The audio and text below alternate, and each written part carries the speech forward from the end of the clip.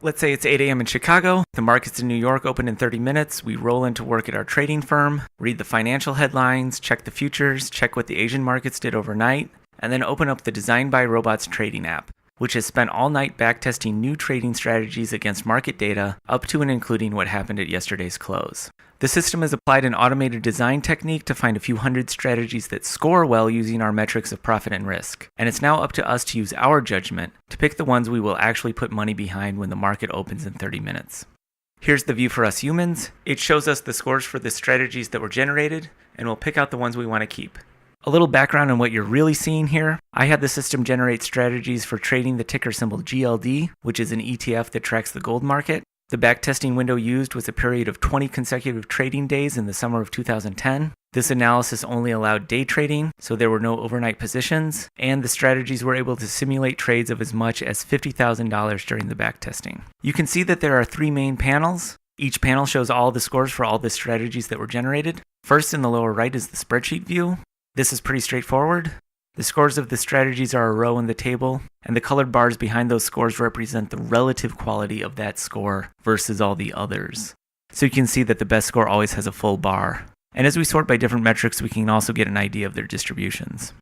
If we take those colored bars and wrap them around in a circle, we get the spider plot view in the upper right. This shows how good each strategy is across all the scoring dimensions in a single icon. This is actually kind of like picking out a Christmas tree. If a tree has one bad side, it can still be usable because the bad side can face the wall. And it's the same idea here. We can often still use this strategy as long as it doesn't have mostly bad scores. Over here, we have scatter plots that show the scores in any 2 dimensions. For instance, here's the total gain versus support plot. The support is defined as the number of trades the strategy made during backtesting, which again was 20 trading days. So for instance, this strategy that I have the crosshair over had 78 trades in 20 days for a total profit of $139. Our target is actually up here where profit and support are both maximized. Some people get thrown off here because they say, well, why wouldn't you want to minimize the number of trades to minimize the transaction costs? But you don't have that luxury doing statistical techniques like this. The only way to have any confidence in a strategy that is built like these are is to see it do a lot of trades and post a consistent profit. So we can make some pretty broad strokes in terms of throwing away weak strategies with these scatter plots. First, you can see that there are a lot in this set with a negative total gain, which means they lost money even in the historical period. So those are easy enough to decide we want to throw out. I can highlight the region like this, and it selects all the strategies in that region. You can see that the strategies also got highlighted in all the other views as well. So these are the money losers that we want to throw out. So I'll come up here and click on Remove Selected. They've now been removed from the display and all the various plots and graphs rescale themselves automatically. So all the graphs are always scaled against just the scores that are still on the screen. Next, I'm going to go down here to the complexity count.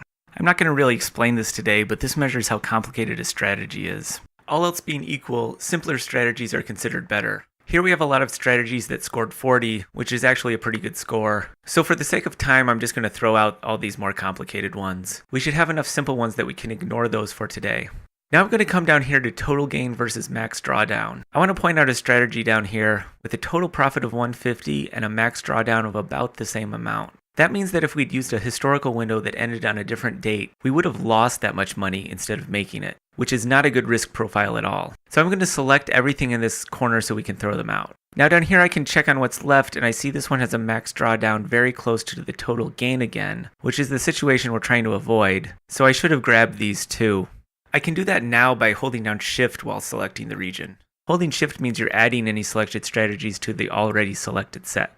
Looking over here at this corner of the red region, I have a strategy with a total gain of 315 and a drawdown of 166. And that's actually pretty good.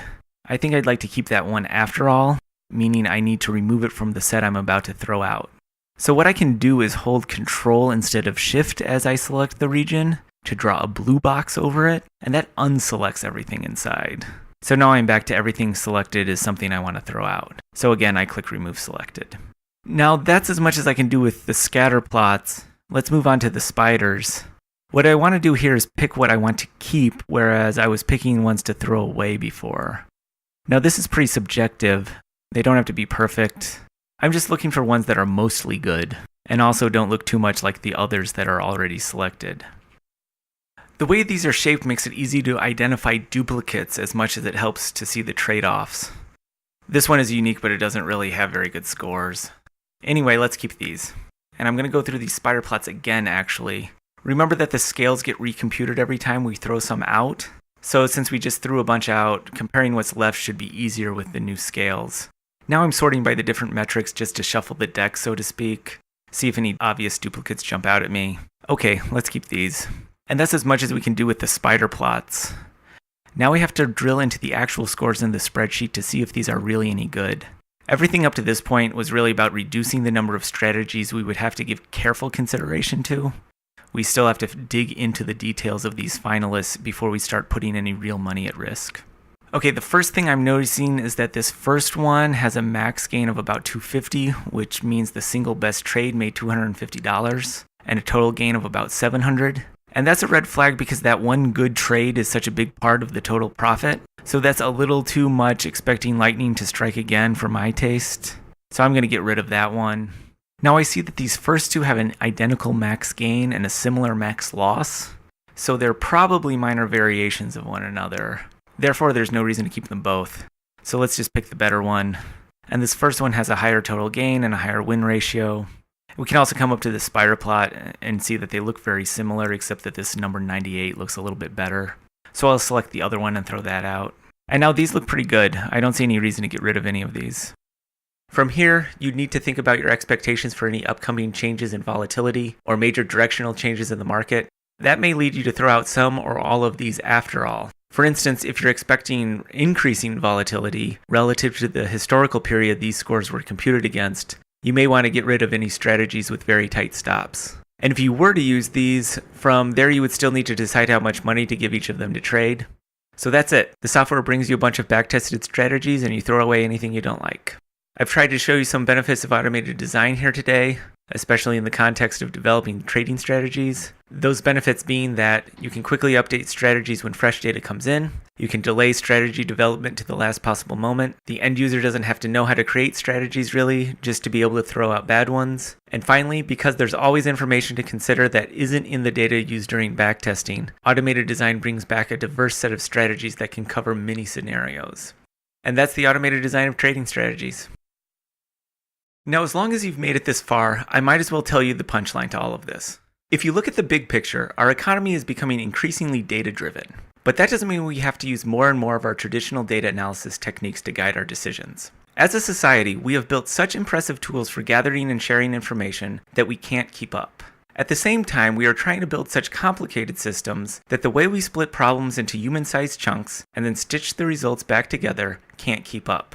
In other words, we are the bottleneck in turning data into something we can use, and we are the bottleneck in building more sophisticated products and services, whether they be trading strategies or airplanes. And that's why automated design isn't just about being more responsive to new data. It can actually build better designs than using traditional methods. And not by saying, let's find smarter people and give them access to more charts and graphs, or worse, let's have more meetings with more people and more PowerPoints.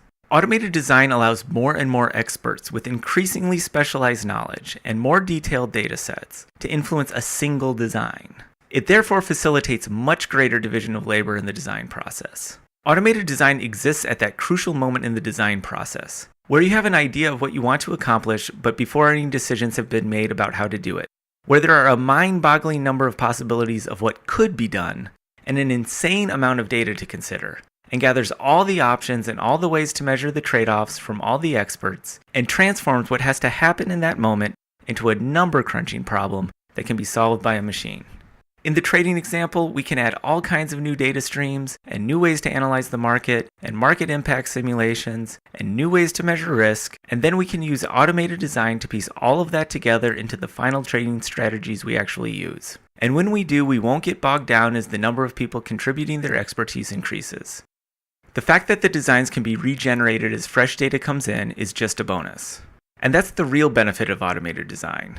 It doesn't just provide a way to use more and more data. It lets you use more and more people.